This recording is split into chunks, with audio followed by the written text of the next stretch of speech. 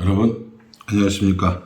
12월 18일 월요일 넘치는 우리 교회 매일 묵상 시작하도록 하겠습니다. 오늘 본 말씀은 욥기 40장 1절부터 24절까지 말씀입니다. 여기가 어디냐고 물어보신다면 여기는 4층에 401호입니다. 조금 소그룹실이 하나 있어서 저희가 여기서 가정교회도 드리고 여러 가지 것들을 했는데 오늘 여기서 한번 찍어 보려고 이렇게 올라왔습니다. 욥기가 42장까지 있거든요. 이제 40장까지 오늘 묵상했으면 이번 주 안으로 욥기가 끝난다는 겁니다. 욥기를 한번 그렇게 쭉 묵상하고 생각을 해보면 욥이 고난 당했을 때 하나님 앞에 부르짖었잖아요. 하나님 이게 공의로 다스리시는 겁니까? 하나님 이게 정의로우신 하나님이십니까? 어떻게 하나님이 계시면 저한테 이런 일이 일어날 수 있습니까? 등등등 이런 얘기 되게 많이 했거든요. 그렇게 이야기를 하니까 하나님이 나타나셔서 이제 욥에게 물어보시는 거예요. 뭐라고 얘기하시냐 보세요. 2절에 트집 잡는 자가 전능자와 다투겠느냐? 하나님을 탓하는 자는 대답할지니라. 그걸 뭐라고 얘기했냐면 트집과 탓이라고 얘기했습니다. 욥은 나름대로 되게 힘들었죠. 욥이 얼마나 어려웠겠습니까? 욥의 말대로 이렇게 고난당할 만한 일들을 한 적도 분명히 없었는데 근데 하나님께서 그것을 트집 잡아서 전능자와 다투는 자 그리고 하나님을 탓하는 자라고 하면서 욥을 이야기를 하시는 것을 볼 수 있습니다. 욥만 이렇습니까? 욥만 트집 잡는 자고 하나님을 탓하는 자입니까? 아니요. 저도 그렇습니다. 이게 되게 잘 되면 내 탓이고요. 잘못되면 하나님 탓이에요. 저는 참 그런 일들이 많았습니다. 잘 되는 건 내가 잘했어. 내가 수고했고 내가 애썼고. 근데 잘못되면 하나님이 어떻게 이루실 수 있어 하면서 하나님 탓을 했던 사람이 저였습니다. 이런저런 트집을 잡고 싶어 하죠. 하나님께 트집 잡는다는 게 좀 말이 안 맞긴 하지만 어쨌든 간에 왜 이거 이러냐고 왜 저거 저렇게 됐냐고 막 그러면서 트집 잡는 욥을 향해서 대답하라고 하셨고 또 저를 향해서 대답하라고 하시는지도 모르겠습니다. 그렇게 이야기를 하면서 뭘 말씀하시냐면 8절에 보면 내가 내 공의를 부인하려느냐 내 의를 세우려고 나를 악하다 하겠느냐 내가 하나님처럼 능력이 있느냐 하나님처럼 천둥소리를 내겠느냐 라고 이렇게 말씀하고 있습니다. 하나님의 공의를 부인하고 하나님을 악하다 하면서 내가 옳다라는 것을 이야기하는 행동 이런 걸 지적하시는 거거든요. 그러니까 하나님께서 그러면 네가 하나님처럼 그런 능력이 있어? 하나님 같은 그런 힘이 있어? 이렇게 말씀하고 계시는 겁니다. 그러니까 욥이 끊임없이 하나님께 트집을 잡고 하나님 앞에 탓을 했다고 이야기를 하면서 그 트집 앞에 너는 정말 그런 거 다 할 수 있는 사람이야? 라고 이야기하는 거죠. 하나님만큼 능력이 있어? 라고 얘기하십니다. 그러면서 예를 하나 들어주세요. 예를 하나 들어주시는데 그 예가 몇 절이냐면 15절입니다. 이제 소같이 풀을 먹는 베헤못을 볼지어다. 내가 너를 지은 것 같이 그도 지웠느니라. 라고 이렇게 말씀하고 계십니다. 하나님의 능력이 너의 능력이 하나님의 능력과 같아? 그럼 한번 베헤못 한번 볼래? 이렇게 얘기하는 겁니다.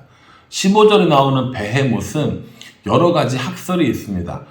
대해코끼리라고 하는 그 아주 큰 코끼리가 있나 보더라고요. 그런 종류일 거란 얘기도 있고 또 육상 동물 중에서는 가장 크고 가장 힘이 센 상상의 동물일 수도 있다라고 이야기하고 또 일반적으로는 보통 하마를 이렇게 이야기합니다. 하마 아시죠? 동물원에 가면 입이 큰 하마. 그 하마가 힘이 엄청 세잖아요.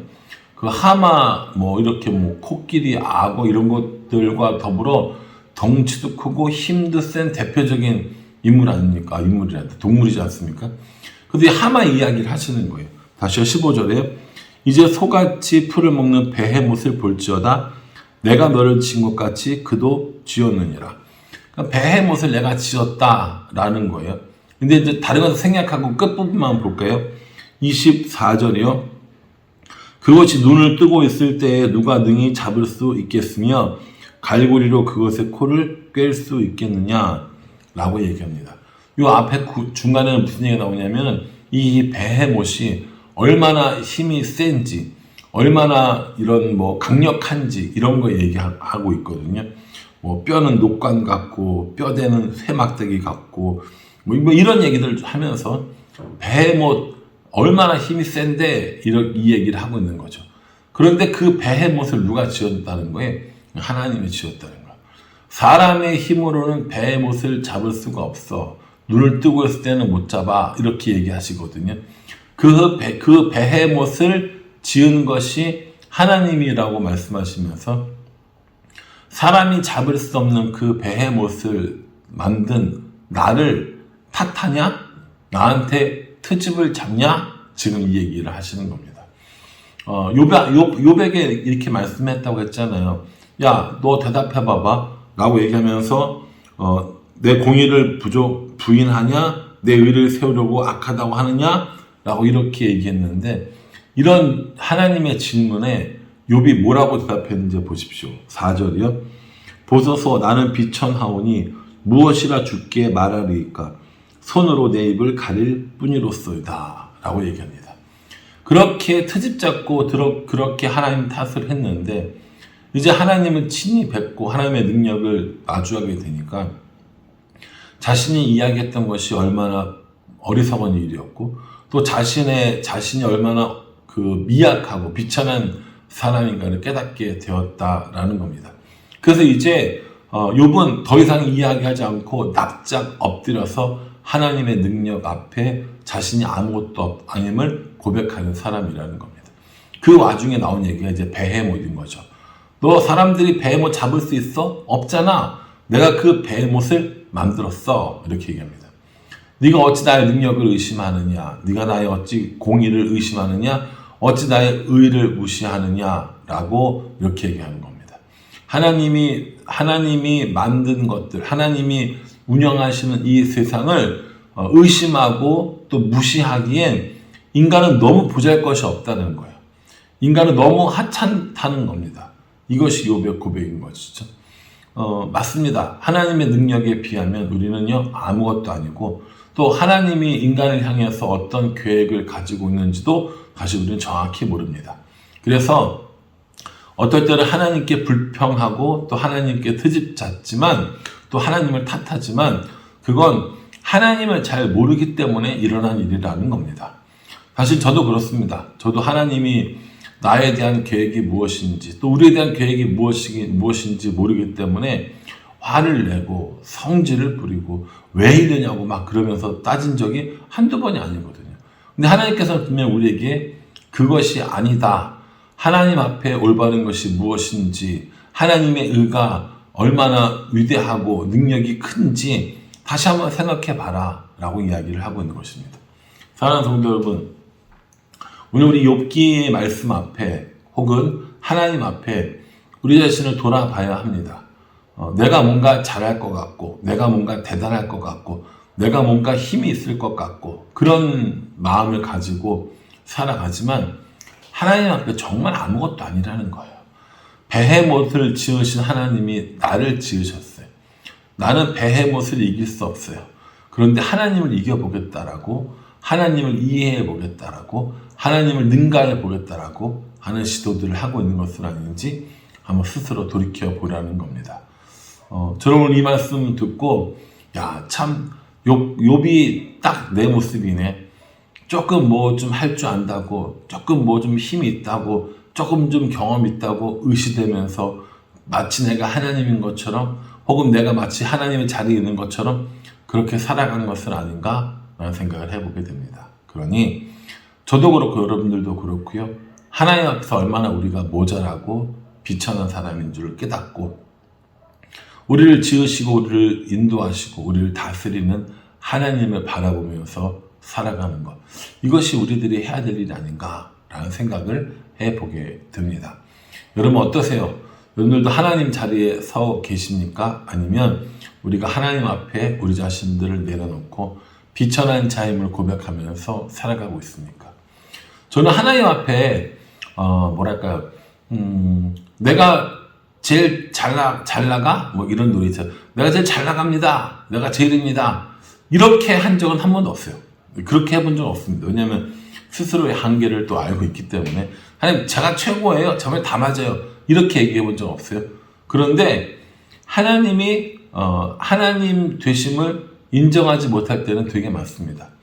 내가 못하면 하나님도 못하는 거고 내 능력이 안 되면 하나님의 능력이 없다고 생각하는 것처럼 그렇게 힘겨워하고 어려워하고 내가 못하면 하나님도 못하시니까 울고 불고 이랬던 적이 여러 번 있었던 것 같습니다. 여러분들은 어떠신지 저는 어떤지 한번 이 말씀을 다시 한번 묵상해 보면서 하나님을 탓하는 일, 하나님을 트집 잡는 일을 그만두고 하나님의 공의가, 하나님의 의가, 또 하나님의 능력이 우리보다 훨씬 크다는 사실을 인정하고 우리가 그런 하나님을 바라보고 살아가는 것, 그것이 우리들이 해야 될 일이 아닌가라는 생각을 해봅니다. 따지고 보면 하나님 앞에서 이렇게 비참하고 보잘것없는데 그런 우리를 위해서 예수님 이 땅에 보내주셨어요. 그게 은혜고 그게 하나님의 사랑입니다. 하나님이 그렇게 하실 이유가 없었다니까요. 하나님이 그렇게 하실 이유가 없었음에도 불구하고 우리를 인도해 주시고 우리를 예수님을 통하여서 회복시켜 주신 것, 하나님의 사랑과 하나님의 은혜가 아니고서는 설명할 수 없습니다. 오늘 하루도 그 하나님의 은혜 안에, 그 하나님의 사랑 안에 살았으면 좋겠다는 거죠. 그래서 하나님으로 인하여서 우리가 더 많이 기뻐하고 하나님으로 인하여서 더 많이 능력 있는 삶을 살아가는 것, 그것이 하나님이 우리에게 바라시는 것이 아닐까라는 생각을 한번 해보았습니다. 저도 여러분들도 이 하나님을 바라보면서 이 하나님 안에서 살아갈 수 있기를 주님의 이름으로 축복합니다. 기도하겠습니다. 하나님, 트집 잡는 자, 탓하는 자라고 말씀하셨는데 얼마나 그 말씀이 찔리는지 모릅니다. 공의를 부인하는 욥, 그리고 하나님을 악하다고 하면서 나의 의를 드러내려고 하는 욥이라고 하셨는데 그 모습은 저의 모습과 똑같습니다.